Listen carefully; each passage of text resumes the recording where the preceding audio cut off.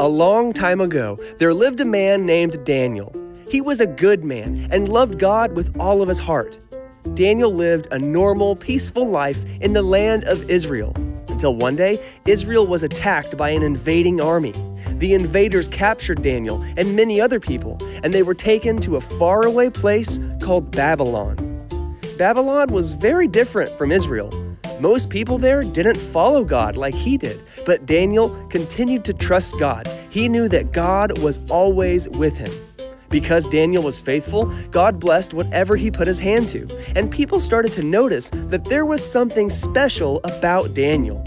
Eventually, even the king of Babylon saw that Daniel was well-liked and that he was a hard worker.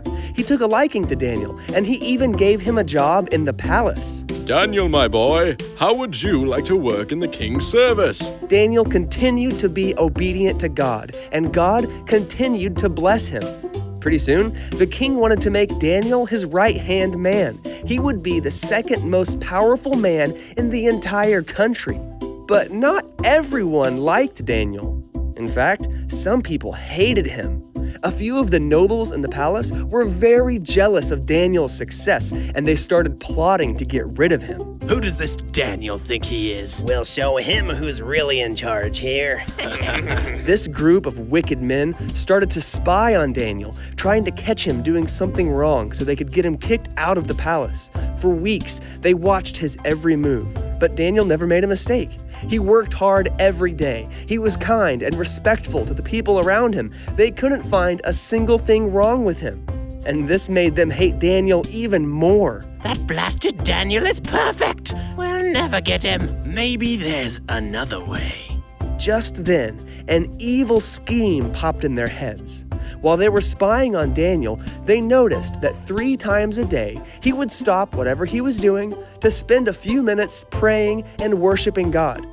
They came up with a plan to trick the king into getting rid of Daniel. Daniel prays to his God every day. Maybe we could use that against him. Yes, finally we'll be rid of him once and for all. The wicked nobles approached the king with an idea for a new law, one that would make the king feel very powerful. Oh, great and mighty king. Sign a decree that the people can only pray to you for the next 30 days. And anyone who prays to any god other than you shall be thrown into a den of lions. The king really liked this idea, but he didn't realize the effect it would have on Daniel.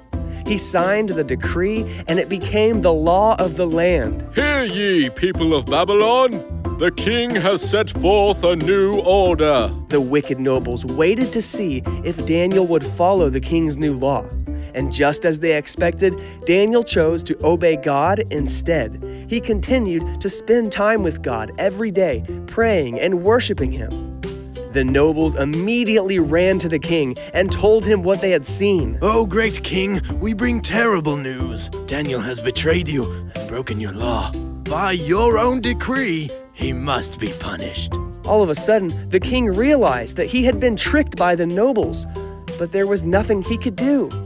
With great sadness, he ordered that Daniel be taken away and punished according to the law.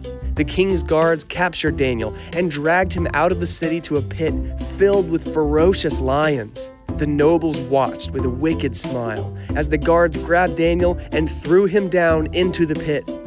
The opening to the cave was shut, and Daniel disappeared into the darkness. Daniel was surrounded by hungry lions in a pitch-black cave, but he still knew that God was with him. And you'll never guess what happened. Nothing. The lions didn't attack.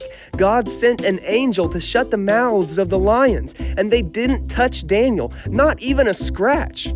The next morning, the king ran to the lion's den, and he couldn't believe his eyes. Daniel came out of the pit completely unharmed, and the king was overjoyed. Daniel, you're alive! Your God has saved you! But his joy quickly changed to anger as he turned to the men who had plotted against Daniel. You wicked tricksters will pay for what you've done. The king ordered the guards to grab those men and throw them into the lion's den.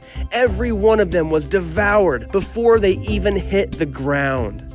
Daniel knew that no matter what, God was always with him. He trusted God, and because of that, God saved Daniel from the lion's den. The end.